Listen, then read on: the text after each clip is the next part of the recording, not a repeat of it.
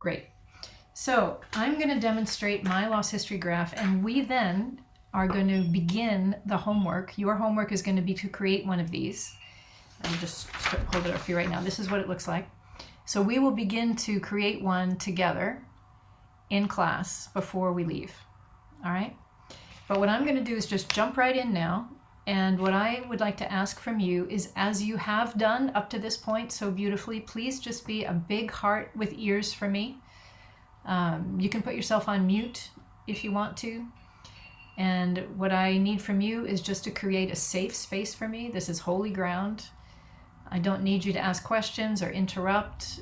Think of yourself as that big heart, fully present, with 2 ears, but without a mouth.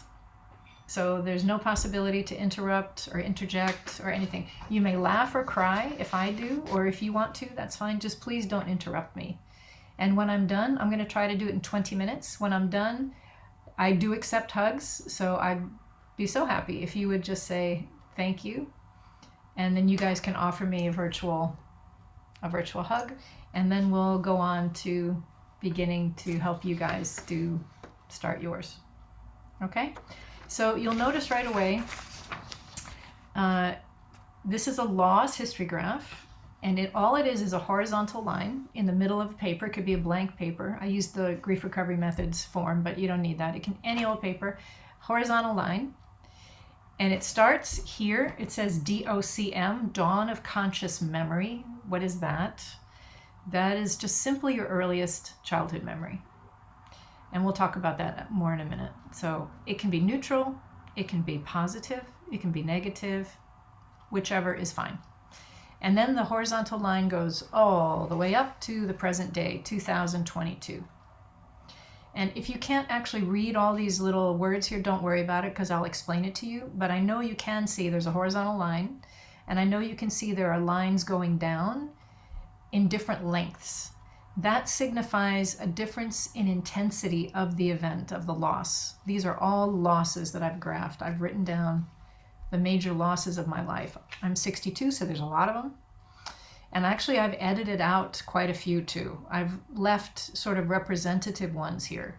So this is not all and everything. These are the major ones. And I've left some that are maybe not so major, but it just indicates a certain type of loss that you may have as well, and that is important to illustrate. You'll notice there's no lines going up. Every once in a while, I'll have a participant come and bring a loss history graph that has the losses and the good things, because they just can't stand to only write down the losses, because there is so much good going on as well. And that is true. I want to just say right up front, yes, there are many blessings. There are many great things. For every one of these losses, I can tell you there have been benefits and blessings, but that is not what we're talking about right now, because we tend to minimize the loss and we miss things. What we're trying to do is get an accurate memory picture of really the losses in our life, and get a harvest of what maybe we've stuffed down and neglected. So that is why it's just loss. It's not we're trying to be pessimistic or negative. It's just an exercise. Okay, so I'm going to start, and I'll tell you my loss history graph in 20 minutes. Okay, so here we go. Thank you for listening in advance. So my dawn of conscious memory is a moment. I was quite young, I think 2 or 3. And I remember being on my father's arms, whole family around us on this boat that he worked on. He was a chauffeur on a river. He was a river boat captain outside of New York City. And so it was a beautiful day, a rare opportunity for us to use the boat, be together. I remember being in his arms, loved being in his strong arms, loved looking over the side of the boat and seeing how fast we were going. Sunny day, so pleasant. It happens to be a pleasant memory, and that's where I would start. When I was 10, my dad, who was always healthy, became ill. I was shocked. I was afraid. It was so unusual. I didn't really know what to do. I was scared. He went into the hospital, and then I did not see him for 2 years. That's how badly ill he was. And I was not allowed to visit him. And so the next line is one of the longest lines on my graph. It says, Dad died. He came home from the hospital 2 years later. I was not prepared. No one explained to me that he was coming home to die. I foolishly or naively thought he was coming home because he's well. And so he actually came home and had to be carried from the car. He couldn't walk. He was like a skeleton. Carried from the car to the house, and he died just a couple of days later. I was furious. I was shocked. I was indignant. I felt betrayed by the adults all these 2 years, and that is why I've shaded in these 2 years between his illness and his death, because my family, I really believe in all good intentions, kept me in the dark as to what was going on with him, and I'm sure they didn't know either what was really going on. But the fact that I was not allowed to visit him, to me, is one of the greatest losses of my life. And I just felt so much resentment and really hatred. I was angry. I felt betrayed. I felt disrespected, and deeply sad to be separated from my dad at age 12. A few years later, I graduated from high school, and that's a negative line, even though I had a good group of friends. This line is about my fear when we all separated at the end of high school. It was a great loss of all those friendships. And my fear was, will I ever have friends like this again? Will we stay friends? It was scary. It was the end of, a nice chapter in my life. And I had a lot of regrets about that. A couple of years later, I dropped out of university. And this felt scary.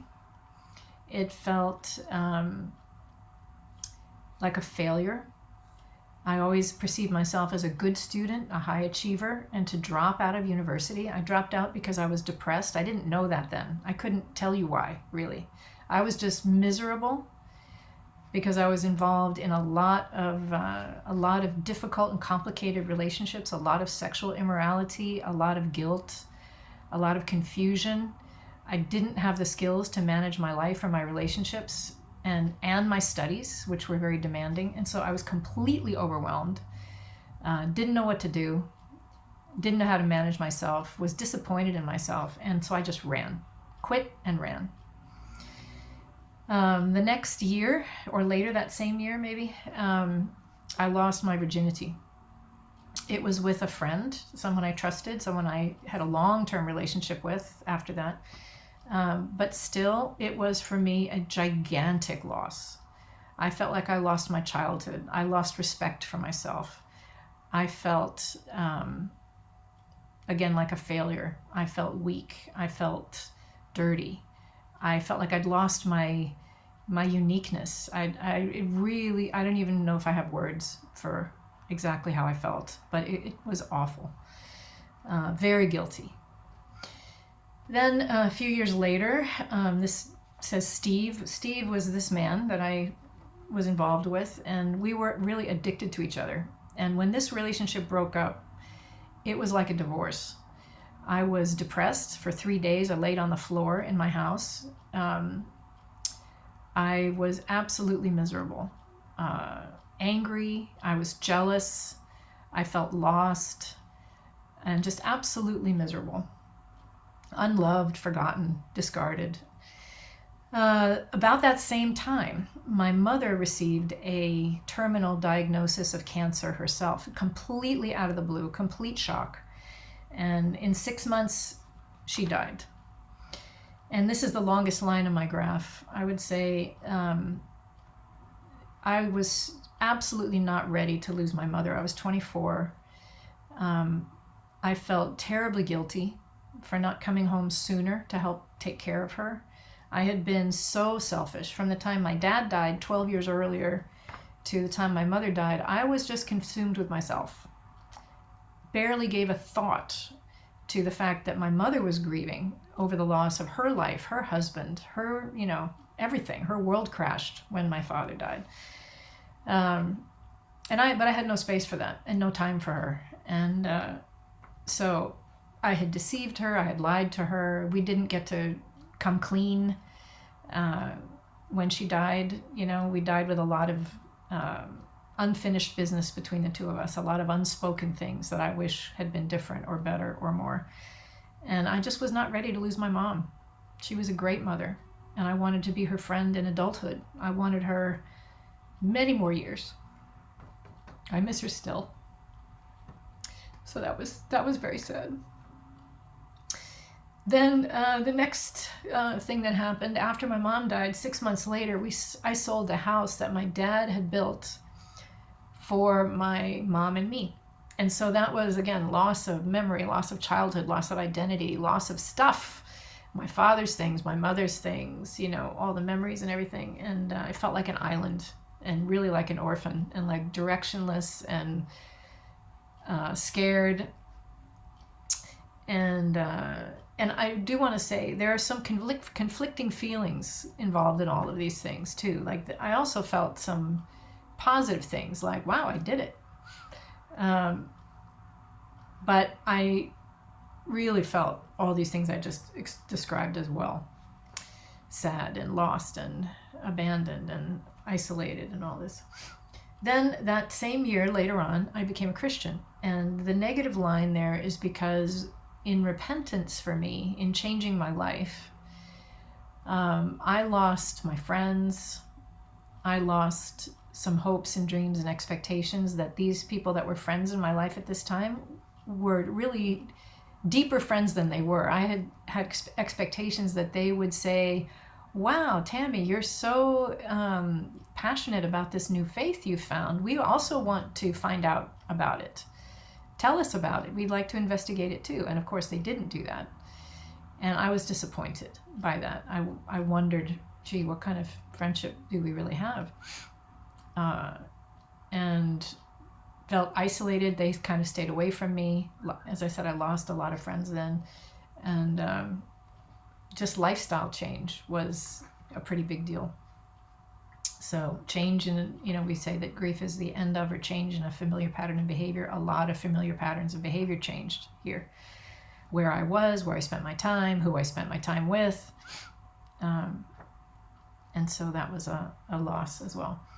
A year later, I changed my career. I had been working as a musician it'd been a dream since I was a kid, but only the last 6 years had I been doing that full time. And so I completely switched and went into a career in the ministry, learning, studying, training as an intern in the full-time ministry on a mission team in Stockholm, Sweden. And so the career change was shocking. I missed my old lifestyle. I missed the music. I missed, I was giving up this dream that I'd always had. And so that was sad and a little scary. And I wondered if I'd made the right decision, confusing. Connected with that, I moved out of my home country. And I've done this now several times, moved continents and countries. Every time I do it, it's a huge long line. There's another one here. Moving for me, countries, is a huge loss. It means tearing up relationships. In this case, I had to learn a foreign language, and I felt like I lost my personality. I lost my ability to joke, to go to the theater, to read a newspaper. I used to write songs. I can't write songs. I can't appreciate poetry.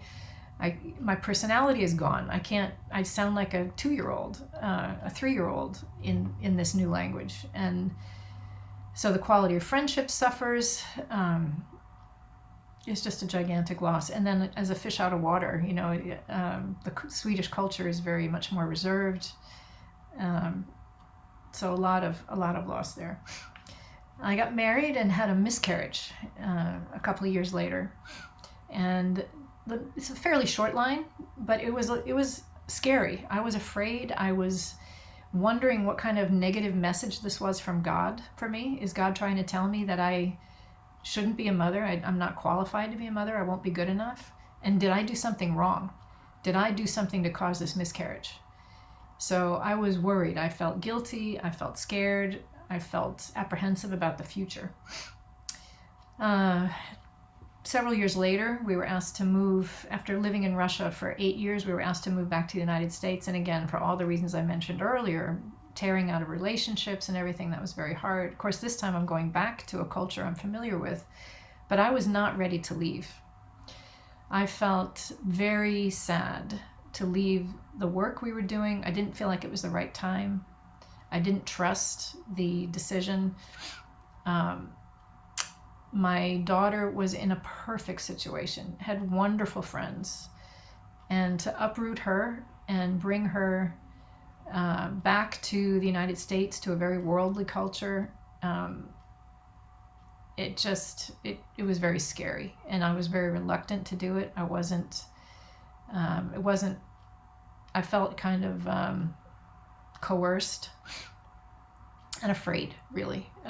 Wasn't sure it was the right thing. So very insecure, I would say.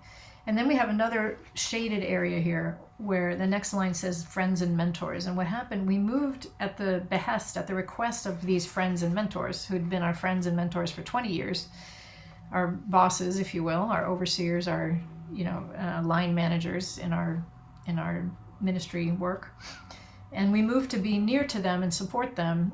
And then over these 2 years, almost from the time we arrived, we just began to have strong differences of opinion, just unbelievable, not understandable. And so very confusing time, very sad time, a lot of conflict, a lot of insecurity, and feeling guilty for having such a hard time. Like this should be good, this should be going well, and it's not. What's wrong? Feeling like a failure, feeling insecure, and then just totally sad when we wound up having to part ways. We have lost our relationship with these people now. They've gone and left started a whole nother faith group, and even though we kind of on paper parted amiably, we really didn't. So that's just been it was a terrible unforeseen loss, unexpected, and very, very sad. Felt like a failure, felt like a just wrong, just absolutely wrong. Then here's another long line. After another 8 years or so, we left the United States again and moved to England. And same as all these moves, tearing of relationships. This time again, I'm leaving my comfortable American culture and going to the UK, which is more reserved. And now again, every time I open my mouth, people are going to ask, "Oh, you're not from here. Where are you from?" So feeling like an alien, feeling like I can't measure up. And our particular ministry post was very difficult in the first few years. And so just hard. It was just hard work. Our standard of living dropped tremendously. So loss of comfort, loss of ease of life. Couldn't buy myself a cup of coffee or tea outside. It's how strapped we were for finances. So loss of financial security. Then about the same time, my daughter moves out of our house and goes to university.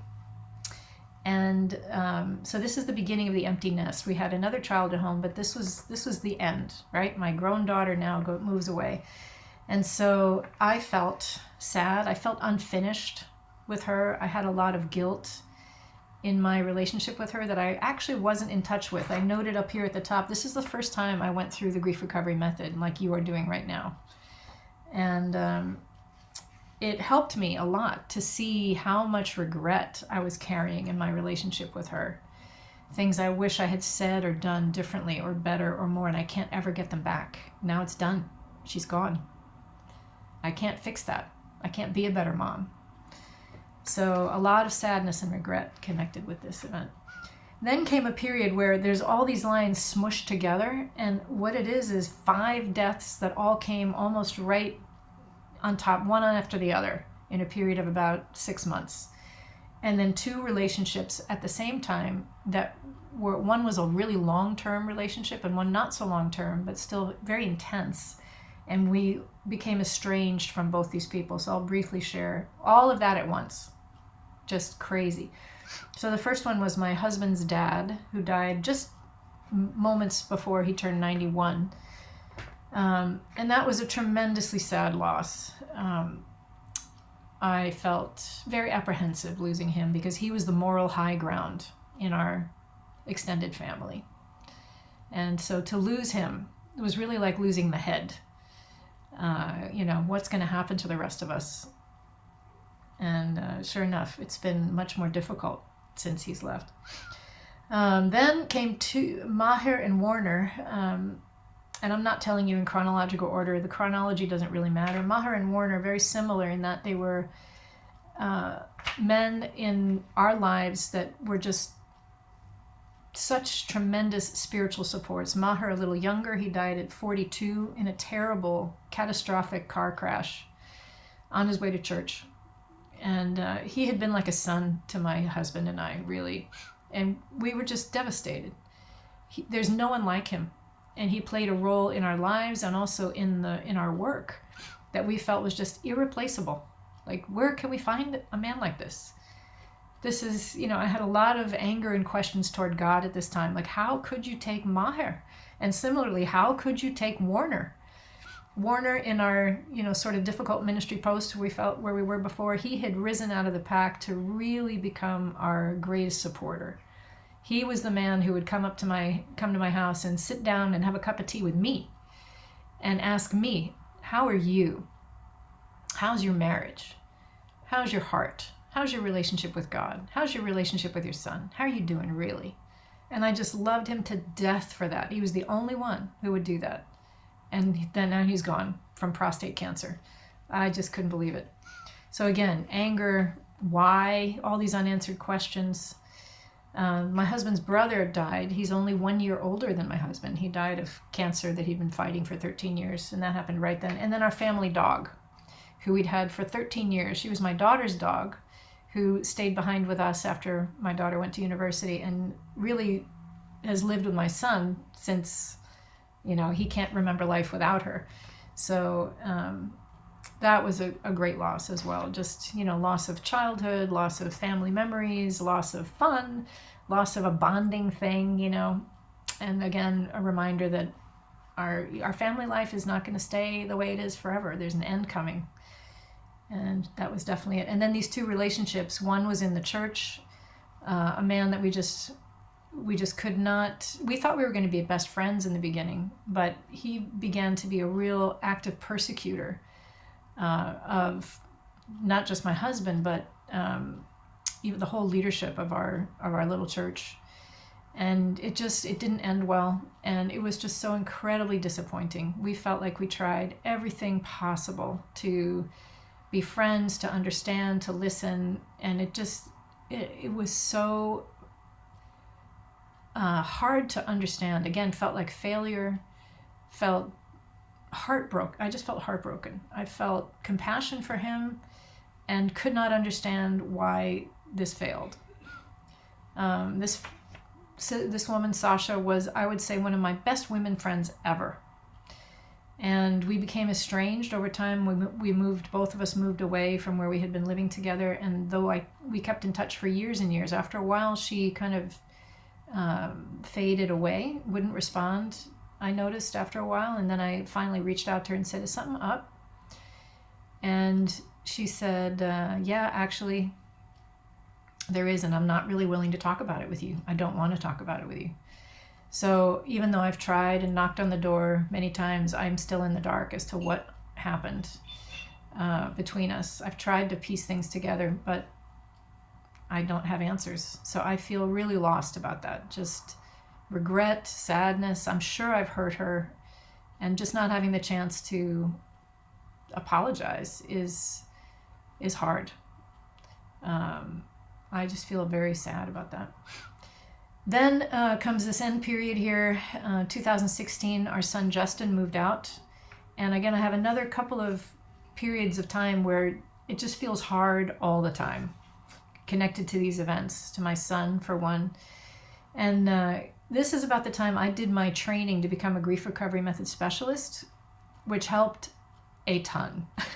I realized when I did this work that this year that I spent just fretting about my son, I just worried so much about him. I felt discouraged. I felt pessimistic. I had fears for all the bad choices he's making. I just was full of anxiety. And I realized when I did my grief recovery work that actually it's not to do with my son.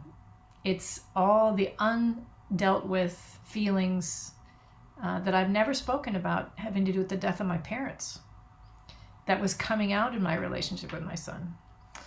So that was a really tough year. We moved away from him earlier than I planned, and that was unsettling. That felt wrong. I felt just not ready, very insecure, lots of anxiety. And then a loss of hopes, dreams, and expectations all through these years in our ministry life. I thought we were going to spend our retirement years in Russia. But because of political changes in the world is not the world it was, of course, 20 years ago, 30 years ago. And so that door over time became absolutely closed. And this period of difficulty indicates that we just lived a very nomadic life for a couple of years as we were trying to make this happen. We were trying to go back and live in Russia as we thought we would and just be supporters and finish the work that we started there many years ago. But the door just closed, the gate closed. And so that was a tremendous loss of hopes, dreams, and expectations. Now what? I felt cast adrift. What is God trying to say? I felt insecure. I felt directionless. I felt purposeless. I felt unappreciated. What now? Very scary. This next little line, wedding. My son got married. I love my daughter-in-law. And it's a loss that I am no longer number one woman in his life. I love him to death. He's my buddy. I think he's an amazing young man. And it's just, I felt sad, cast aside.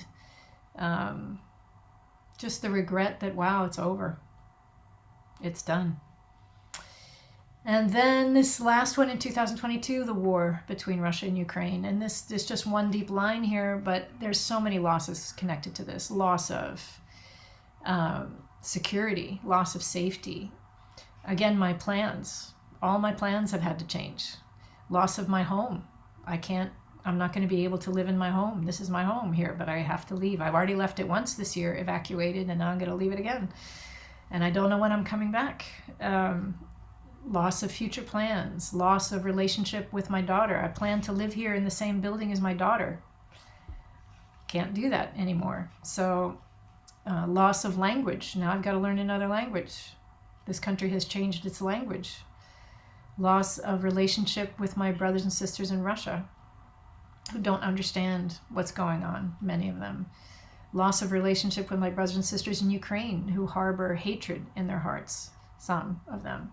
Just incredible disappointment and loss. Marriages that are split. The churches are devastated by women and children having to evacuate from here and men having to evacuate from Russia. So loss upon loss upon loss. Just sadness and regret. So that is it. Thank you very much for listening so attentively. I really appreciate it. And I'll stop recording now.